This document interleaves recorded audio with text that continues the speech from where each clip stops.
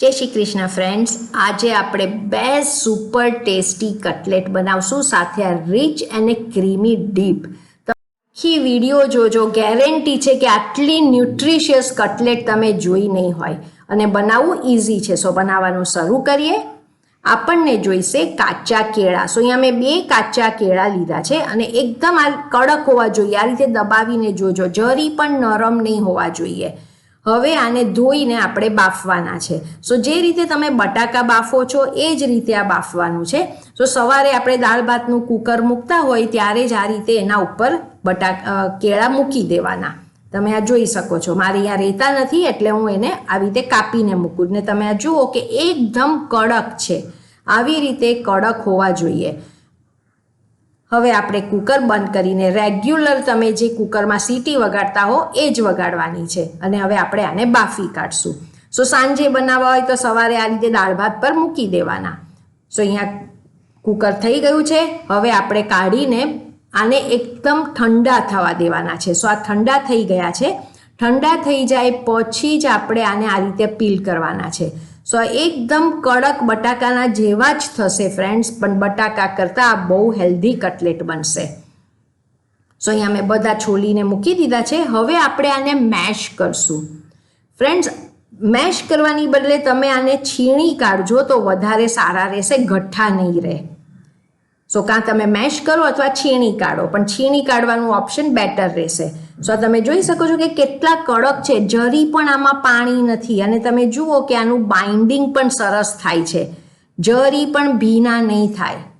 આ રીતે તમારે બાફવાના છે। સો અહીંયા આપણા મેશ્ડ રો બનાના તૈયાર છે। હવે આપણે આમાં વેજીટેબલ્સ એડ કરવાના છે। સો એને માટે પહેલાં લઈશું સ્વીટ કોર્ન। બાફેલા સ્વીટ કોર્ન લેવાના છે। આ બાફેલા છે। હવે આને આપણે અધકચરા ક્રશ કરશું। એકદમ ક્રશ નહીં કરતા, અધકચરા રાખવાના છે। એટલી સુપર ટેસ્ટી અને હેલ્ધી આ કટલેટ બનશે કે ફ્રેન્ડ્સ મસ્ટ ટ્રાય રેસીપી છે। હવે અહીંયા અધકચરા આપણે બોઇલ્ડ સ્વીટ કોર્ન કરી કાઢ્યા છે। આ સ્વીટ કોર્નનો ટેસ્ટ કટલેટમાં બહુ જ સરસ લાગે છે। હવે કેળામાં લઈશું ગ્રેટેડ ગાજર, આપણે જે ક્રશ કરીને સ્વીટ કોર્ન રાખ્યા છે એ લઈશું, પનીર, કોથમીર। કોથમીરમાં જરી પણ પાણી નહીં રહેવું જોઈએ ફ્રેન્ડ્સ। અને હવે આ લઈએ છીએ અહીંયા પલાળેલા પૌવા। આપણે જે જાડા પૌવા છે એને જ પલાળવાના છે અને પલાળીને આ રીતે ચારણીમાં રહેવા દેજો એટલે એકદમ કોરા થઈ જાય। તમે જોઈ શકો છો એકદમ કોરા છે। આ આપણને હેલ્પ કરશે બાઇન્ડિંગમાં અને ક્રિસ્પી કટલેટ થશે। સો પલાળેલા પૌવા એડ કર્યા છે। હવે લીલા મરચાંની કટકી, ચાટ મસાલો, સૂંઠ। જો તમે જૈન રેસીપી કરવાના હોય તો સૂંઠ નાખજો અને તમે જૈન ન કરવી હોય તો આદુની પેસ્ટ નાખજો। ગરમ મસાલો બહુ જ ઓછો નાખજો। ફ્રેશ ક્રશ્ડ મરી અને મીઠું। આટલો જ મસાલો છે પણ એકદમ ચટપટું, ટેસ્ટી ને હેલ્ધી બનશે। હવે જ્યારે આ તમે મિક્સ કરો ત્યારે ફ્રેન્ડ્સ દબાવીને કરજો એટલે આપણને બાઇન્ડિંગ સરસ મળે। પૌવા અને કેળા એકદમ બરાબર બાઇન્ડ થઈ જાય। હવે આ બધું મિક્સ થઈ ગયું છે। એકવાર ચાખી લેવાનું।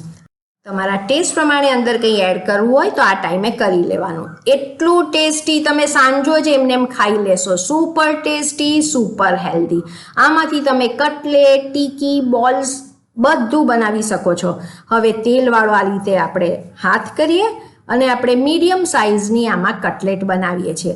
બરાબર આ રીતે પહેલાં બાઇન્ડ કરજો, દબાવજો એટલે છૂટી નહીં પડી જાય। અને તમે જોઈ શકો છો હાથમાં જરી પણ ચીટકતી નથી, એકદમ કોરીને સરસ કટલેટ થશે।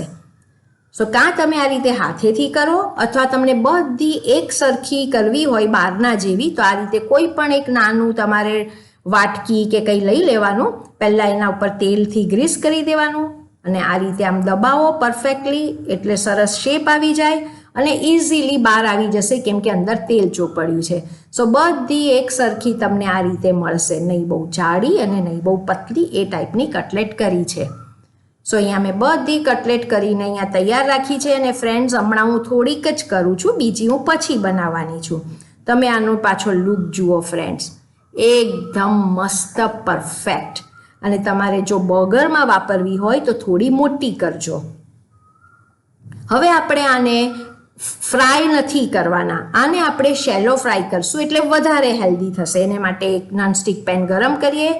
પેનમાં ઘી કે તેલ તમને જે જોઈએ જરા થોડું વધારે બરાબર નાખજો.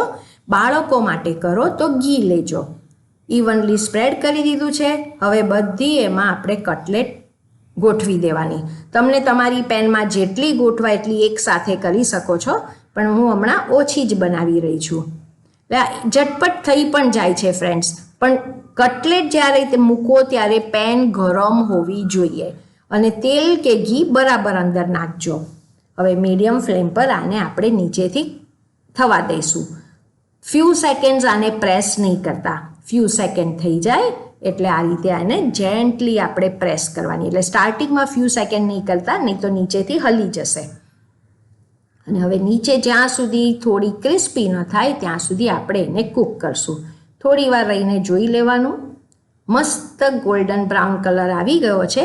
હવે સાઈડ ચેન્જ કરતાં પહેલાં પાછું ઉપર થોડું ઘી કે તેલ ડ્રિઝલ કરી કાઢવાનું અને બધી સાઈડ ચેન્જ કરશું. સો તમે આ જોયું કેટલું ક્વિક અને ઇઝી છે. સવારે તમારું કુકર ચડતું હોય તો એમાં સાથે તમે કાચા કેળા બાફવા મૂકી દો. પછી આ કંઈ જ ટાઈમ લાગતો નથી ફ્રેન્ડ્સ. આમાં નથી કાંદા, નથી લસણ, પણ સુપર ટેસ્ટી. તમે આ કટલેટ જ એમને એમ ખાઈ લેશો. સેમ વે બીજી બધી બનાવી દેવાની અને આપણે નીચેની સાઈડને પણ હવે થોડી ક્રિસ્પી થવા દઈશું. હવે નીચે પણ તમે જોઈ શકો છો ક્રિસ્પી થઈ ગઈ છે.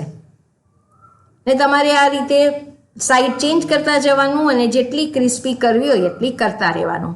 ફ્રેન્ડ્સ, તમે બાળકોને આ ટિફિનમાં પણ આપશો તો ખાઈને આવશે, બહુ જ ગમશે. એટલી હેલ્ધી છે, ટેસ્ટી છે ને પેટ પણ ભરાઈ જાય. હવે both the sides are done. હવે આપણે એને બહાર વાયર રેક પર કાઢશું એટલે નીચેથી સોગી ન થાય. મસ્ત કડક થઈ છે ને પૌવાથી તો એકદમ ફાઇન ક્રિસ્પી થાય છે. હવે પાછો તમે આનો લુક જુઓ. તમને જોઈએ એટલી તમે થીક બનાવી શકો છો. હવે આપણે આને સર્વ કરીએ. આને માટે બનાવશું ક્રીમી ડીપ. બહુ જ ઇઝી છે. થીક દહીં લેવાનું છે અને એમાં થોડો ટોમેટો કેચઅપ નાખો. મસ્ત ક્રીમી ડીપ બનશે, પણ દહીં ઘટ્ટ લેજો ફ્રેન્ડ્સ. એકદમ ફ્લેવરફુલ. નથી આમાં લોટ, નથી રવો, નથી કંઈ ચણાનો લોટ કે બ્રેડ, કંઈ જ નથી. બધા હેલ્ધી ઇન્ગ્રેડિયન્ટ્સ છે બાળકો માટે અને મોટાઓ માટે. બેઉ માટે હેલ્ધી અને જબરદસ્ત ટેસ્ટી ભાવે એવી. અને આ સાથે ક્રીમી ડીપ દહીંવાળું મજા આવી જશે. મસ્ટ ટ્રાય રેસીપી છે. બટાકાની તો કટલેટ બહુ બનાવી હશે, હવે આ બનાવો. Thank you for watching.